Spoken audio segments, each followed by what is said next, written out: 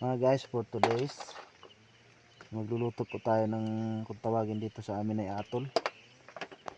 Atol po ito kung tawagin sa amin. Yung laman nila. Yan. Atol po ito. Testingan natin lutuin ng pambukid na parang ano siya, parang bayuko, pero tawag sa amin ito ay atol. Napakasarap po nito mga idol. Update ko kayo mamaya pag ito ay naluto na.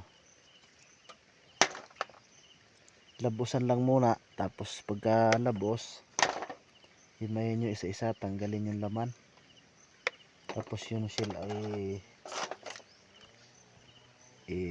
tapon, tapos sairin yun dito, huwag isama yung bituka. Yan o, yun lang kunin dahil yun lang yung masarap.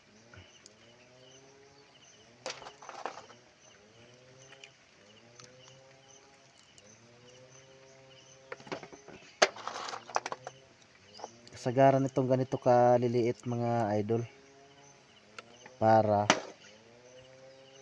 hindi ka na magayat-gayat pa.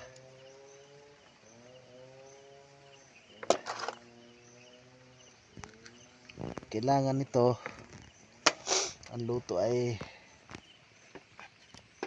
nito ay mga patuyo lang, tulad ng adobo sa tuyo, apritada, adobo sa gata. Hindi mo siya pwedeng sabawin o sigangin dahil siya ay masyadong malaway. Yung kinakain nito mga idol ay ano, ay mga damo, iba't ibang klaseng damo. Maganda to alagaan pag yung madaming damo yung iyong lupain. Malaway-laway lang ito siya, pero napakasarap nito. Kailangan yung laway ay matanggal. Alamasin mo muna sa asin bago hugasan mo, lutuin.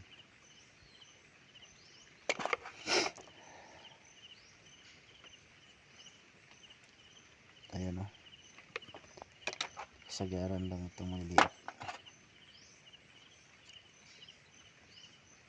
Siguro to ay mga lulutuin namin, siguro mga mahigit 300 piraso to lahat.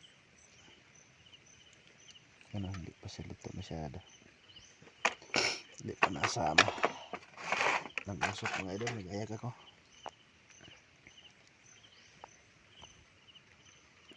Yan, yan, napakasarap na. Tiyagaan lang talaga mga idol pag tanggal ng kanyang laman. Ayun o, may itlog na siya mga idol. Ito yung eggs niya. Yan o, may itlog na siya. Mga idol, ang diskarte natin dito mga idol, natin muna tong adobuhin sa tuyo bago natin siya gagataan na maraming sili. Tapos kailangan mga idol ang luto niya dito ay medyo maalat-alat para masarap iulam sa kanin. Ayan o, yan ang mga idol ang laman niya. Ito, lalamasin pa rin natin to siya sa asin. Lamas pa rin sa asin siya, para siyang kuhol. Ang itsura niya parang kuhol.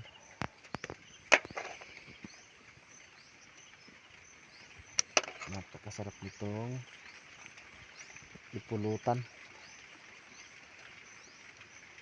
Sa mga may maparte dyan, pwede kayong manguha nito. Kung magpapainom kayo ng inyong celebrate ng parte, pwede nyo itong ipapulutan sa mga tao. Para siyang karning manok din. ang kanyang ano, parang balunan ng manok.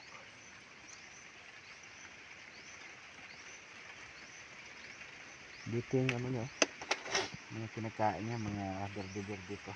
Dami.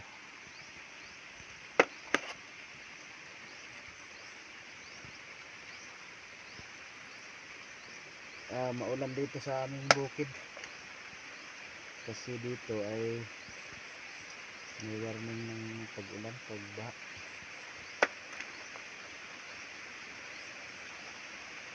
Tagaan lang talaga mga idol pagtanggal para makaulam ka. Ayan, may itlog na siya. Isang piraso ng itlog.